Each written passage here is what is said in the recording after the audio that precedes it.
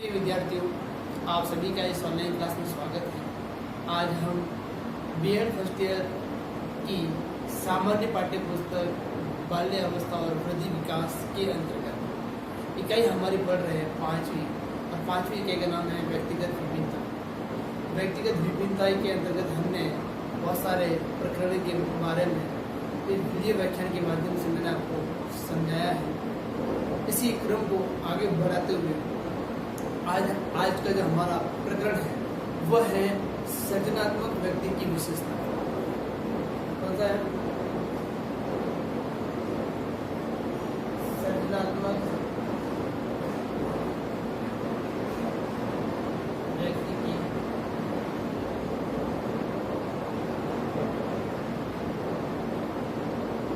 विशेषता। तो आज का हमारा जो टॉपिक है वो है हमारा सृजनात्मक व्यक्ति की विशेषता, जिसमें हमने पिछले वीडियो व्याख्यान के अंदर मैंने इस प्रकरण के अंतर्गत 3 प्रकरणों के 3 मुख्य बिंदु थे इसमें कि सृजनात्मक व्यक्ति जो जिज्ञासु होता है। पहला कौन सा था? पॉइंट था कि सृजनात्मक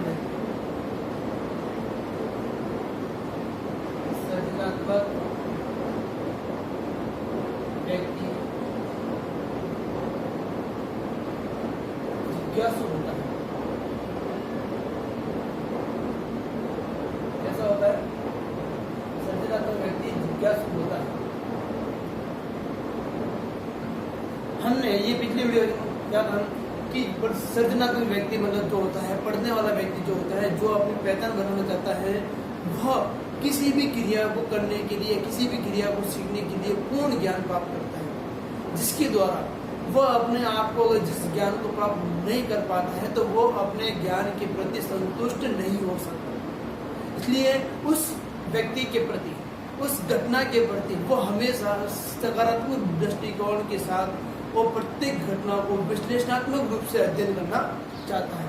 इस कारण से इस सृजनात्मक व्यक्ति होता है वो जिज्ञासु होता है, हर चीज को जानने की कोशिश करता है। सेकंड नंबर था हमारा कि सृजनात्मक व्यक्ति जो होता है वो चुनौतियां पसंद करता है। क्या रहता है? सृजनात्मक व्यक्ति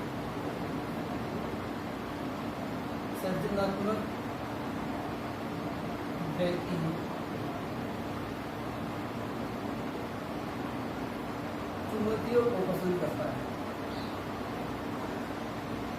चुनौतियों को पसंद करता है।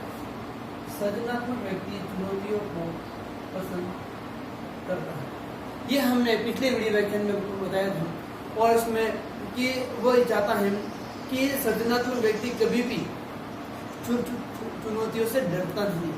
वो प्रत्येक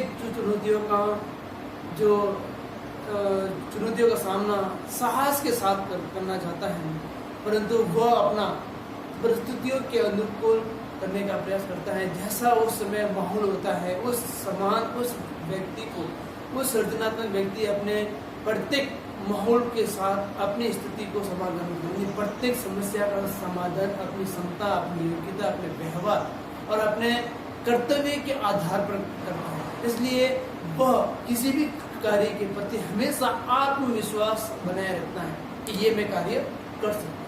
इसलिए सृजनात्मक व्यक्ति जो होता है वो चुनौतियों से कभी डरता भी नहीं है, उस चुनौतियों का वह डट के सामना करता है।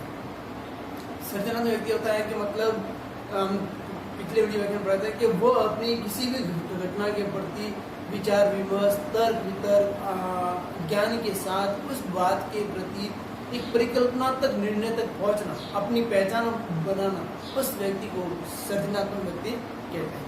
थर्ड हमने पढ़ा था कि सृजनात्मक व्यक्ति किसी भी बात से भयभीत नहीं होते हैं। तब नंबर दिया था कि सृजनात्मक व्यक्ति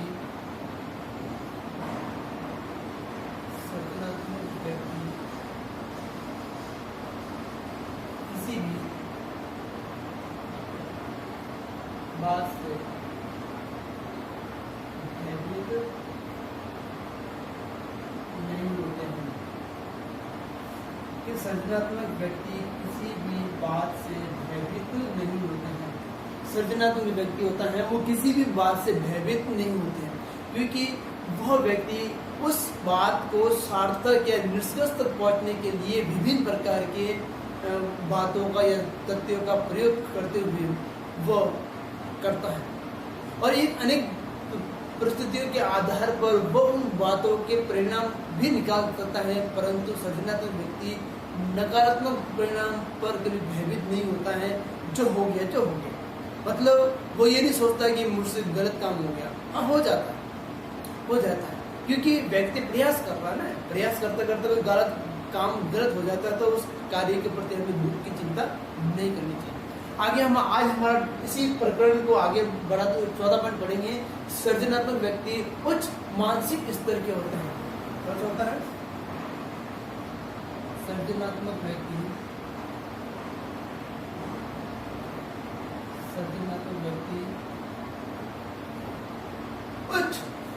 उच्च मानसिक स्तर के होते हैं। उच्च मानसिक स्तर के होते हैं कि सृजनात्मक व्यक्ति उच्च मानसिक स्तर के होते हैं। उच्च मानसिक स्तर के सृजनात्मक जो व्यक्ति है वो उच्च सृजनात्मक व्यक्ति उच्च मानसिक स्तर, मतलब उनका जो ज्ञान है सामान्य व्यक्ति से कुछ अलग होता है, विशेष होता है। मतलब किस सृजनात्मक व्यक्ति की मानसिक क्षमता उच्च स्तरीय होती है। वह किसी भी सामान्य व्यवस्था को स्वीकार करने में विश्वास नहीं होता है, परंतु वह सर्वोत्तम रूप को विकसित करने तथा उसको उपयोगी बनाने का प्रयास करने में विश्वास रखते हैं कि ये कार्य ऐसा नहीं, इस कार्य को थोड़ा ऐसा थोड़ा अलग करते हैं, सही तरीके से करते हैं। जो हमारा कार्य कुछ ऐसा होना चाहिए कि व्यक्ति उस कार्य को देखे, हमारा गेटअप, हमारा बैकग्राउंड, हमारा व्यवहार इस प्रकार से होना चाहिए कि लोग उस व्यवहार के प्रति बातें करें, तारीफ करें, जिससे उस प्रकार की मानसिक क्षमता को उच्च स्थिति सृजनात्मक व्यक्ति में वृद्धि होती है, और वह दूसरों को भी मार्गदर्शन करता है कि आप ऐसे कार्य करो। उस ऐसे कार्य करने पर हमें उस व्यक्ति के प्रति, उस व्यक्ति के कार्य के प्रति हमें विश्वास होता नहीं, ये कार्य जो कर रहा है वो सही कर रहा है। कहते हैं ना कि हमारे क्लास के अंतर्गत 100 विद्यार्थी बैठे हुए हैं। 100 विद्यार्थी की शारीरिक बनावट जैसी, मेरी मानसिक बनावट सभी जैसी अलग अलग है। तो उस मानसिक क्षमता के आधार पर हर व्यक्ति अपने उसी कार्य को अलग अलग ढंग से करता है।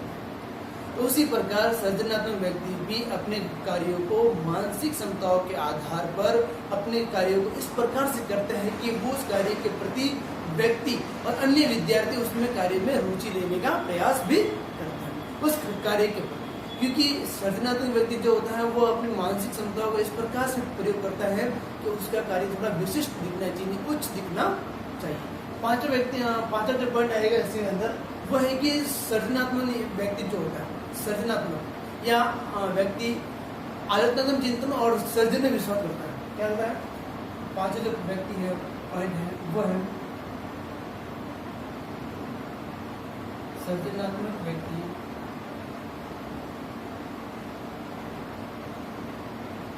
आलोचनात्मक, इसमें आलोचनात्मक चिंतन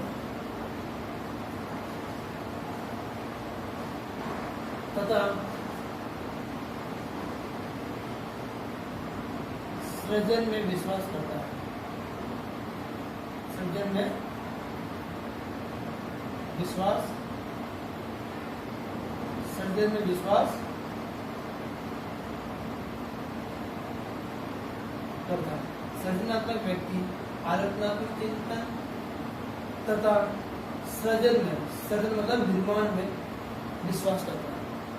तो सृजनात्मक व्यक्ति जो होता है वे आलोचनात्मक चिंतन और सृजन के प्रति हमेशा उस तरह मतलब अधिक रुचि दिखाते हैं।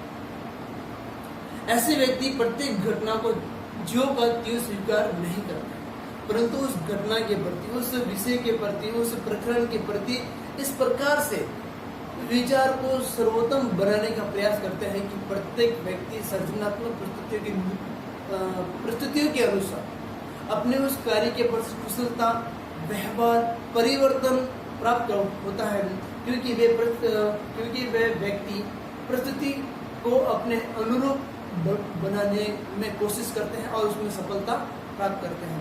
क्योंकि श्रेष्ठ व्यक्ति अपनी योग्यता का गुण प्राप्त करता है। ये कहते कि एक अध्यापक विशेष गुण वाला जो होता है वह अपना प्रकरण इस प्रकार से प्रस्तुत करता है विद्यार्थियों के समक्ष कि सभी विद्यार्थी उस प्रकरण के प्रति, उस अध्यापक के प्रति, उस शिक्षण के प्रति रुचि लेने में प्राप्त करते हैं। मतलब शिक्षण इस प्रकार से होना चाहिए कि प्रत्येक व्यक्ति अपनी विशिष्टता को प्रदान कर सके। उसी प्रकार सृजनात्मक चिंतन मतलब व्यक्ति अधिक से अधिक जानकारी होना चाहिए तथा सृजन में विश्वास करता है, मतलब उस कार्य में निर्माण करने की कोशिश करता है।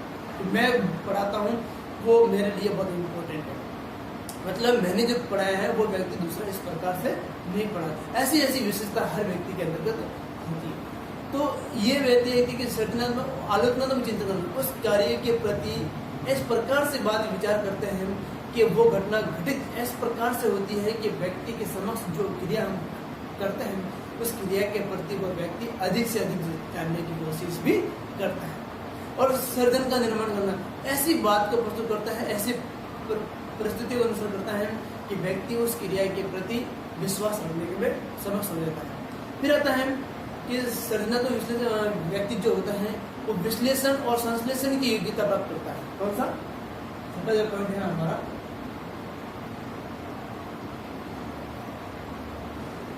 सृजनात्मक व्यक्ति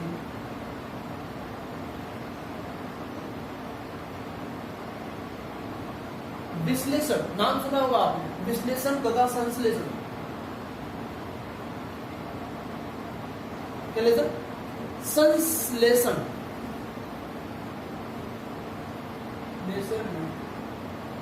विश्वास,